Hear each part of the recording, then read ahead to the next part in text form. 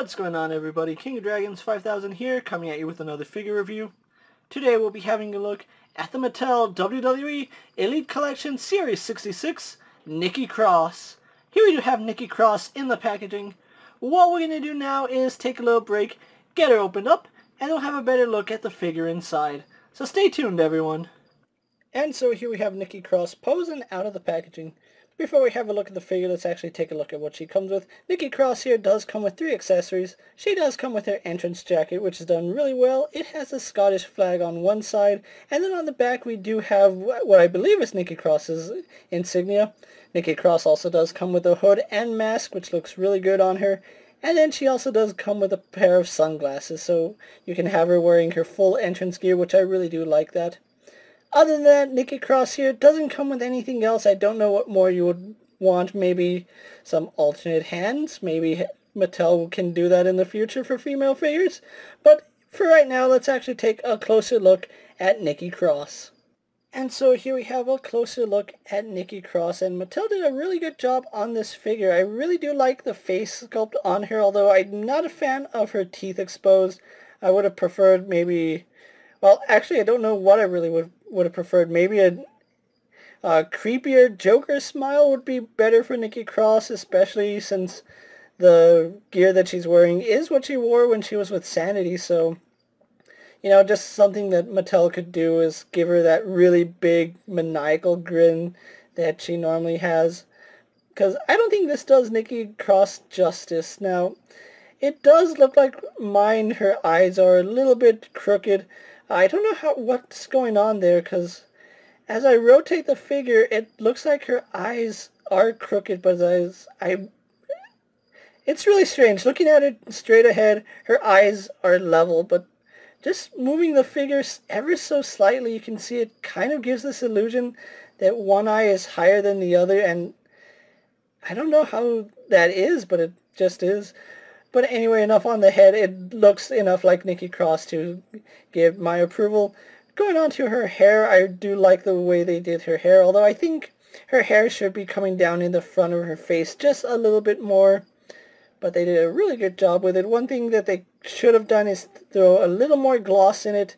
You can see there's some bits that are a little glossier than others. She has really wet hair, so I don't know why they just didn't go full gloss on her head. I think that would have looked so much better. I do like the ring gear that she is wearing now. Something that kind of threw me off is that this is actually a separate piece. Now, it is something we've seen in the past where Mattel gives the female figures a separate piece just to give them a more accurate attire so they can reuse the lower torso.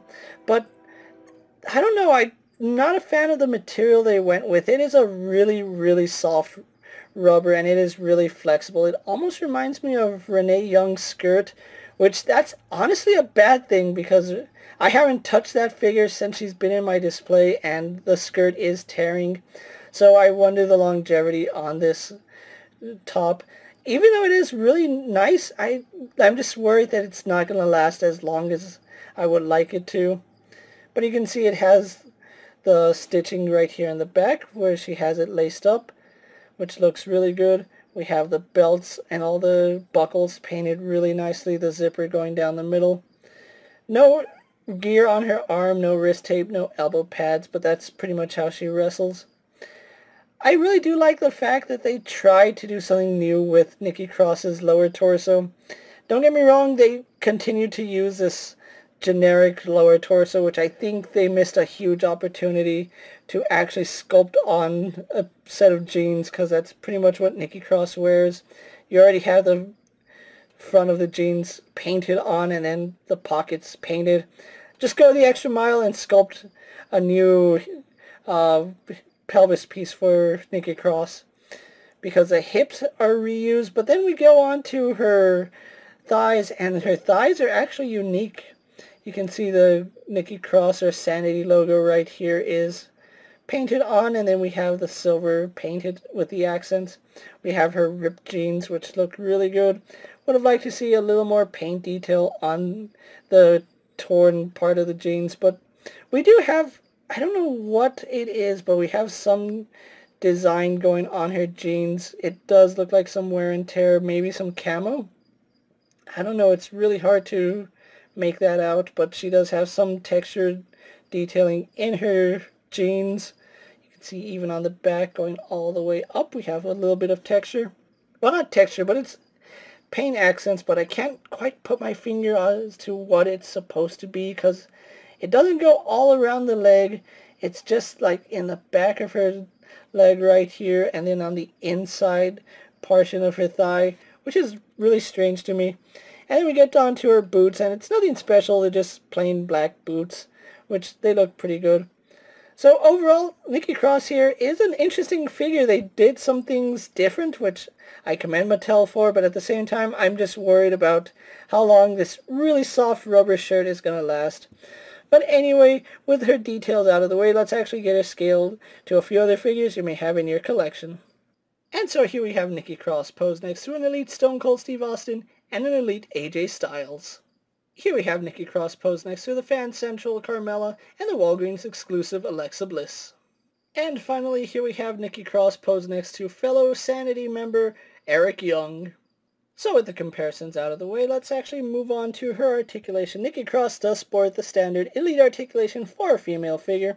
She does have a ball joint in the head, although because of the way her hair is sculpted, we really don't get too much up and down movement. Her hair limits her upward movement, and her hair kind of knocks her head back, so we don't get any downward movement. We do get some slight tilt, so I do like that. Just be really cautious on the top, because I feel like this is something that can tear really, really easy. It's really soft, so do be careful with that. And her hair will get caught underneath it sometimes, so do be aware of that. Arms do a full 360. They go out to about there. Swivel at the bicep, single bend in the elbow. We have a swivel in the wrist. Unfortunately, no hinge. She does have a mid-torso joint which goes forward to about there. Doesn't really go back all that far, so I'm wondering if her upper torso is a new sculpt that's specifically for Nikki Cross. We do have a swivel at the waist. Legs, I feel, are the weakest part of this figure. When you move them up, they actually go out to the side, which is really unfortunate. I really don't like when you move a leg forward and it jets off to the side. They do go out quite a bit, so I do like that. We do have a swivel up high in the thigh, single bend in the knee.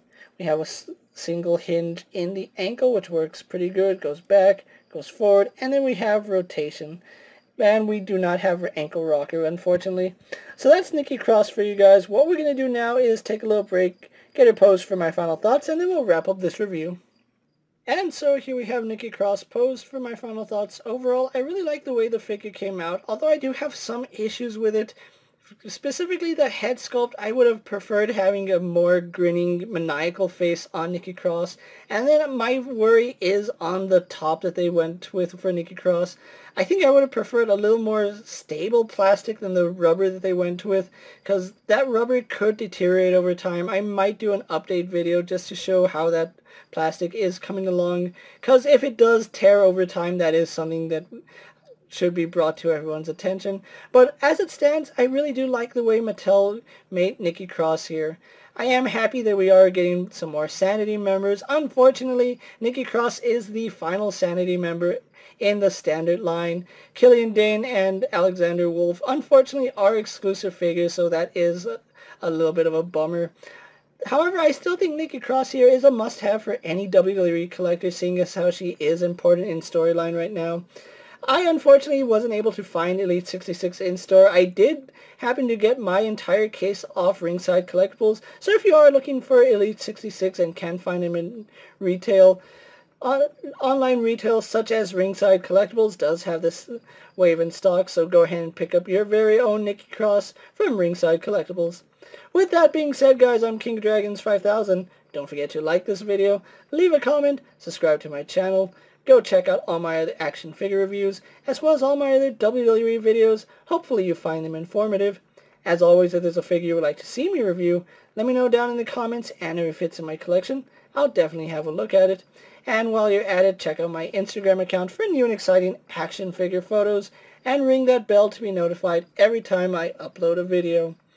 Until next time, guys, I'll see you later. Take care, everyone.